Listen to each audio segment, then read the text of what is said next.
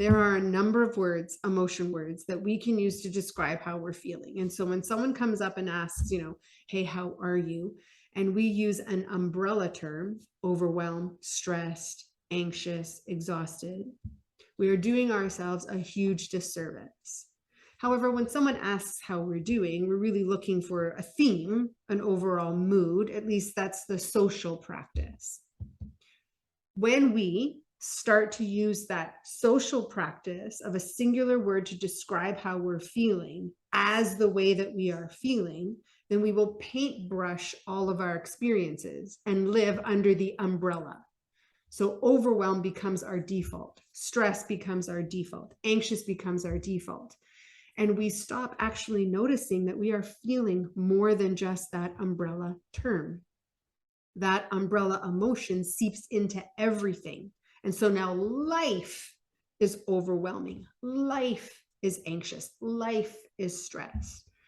Well, recently in a client conversation, we paused and I said, tell me what's going on in your life. And it was interesting because the first thing they described was something that actually created emotions of happiness, joy, and pride.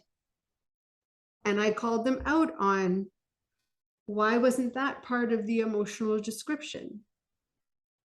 Very interesting how we can get stuck in only noticing the negative, unpleasant emotions. And that is part of our negativity bias. It's what we pay attention to.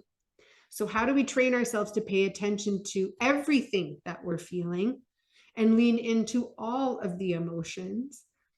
Is by ensuring we catch ourselves in the use of umbrella terms and then painting everything to be that way, that we actually pause and engage in practices of self-exploration, and that we turn on our positivity bias, which means practicing gratitude, stopping and checking in with how we're feeling and what's contributing to what's going on. And then we make intentional, concerted efforts to cultivate our wellness, which means we're going to engage in activities and hobbies with people that create those well-being emotions. And so we will intentionally notice that we're also having those experiences. And those things will help us to move out of the umbrella and into all of the emotions.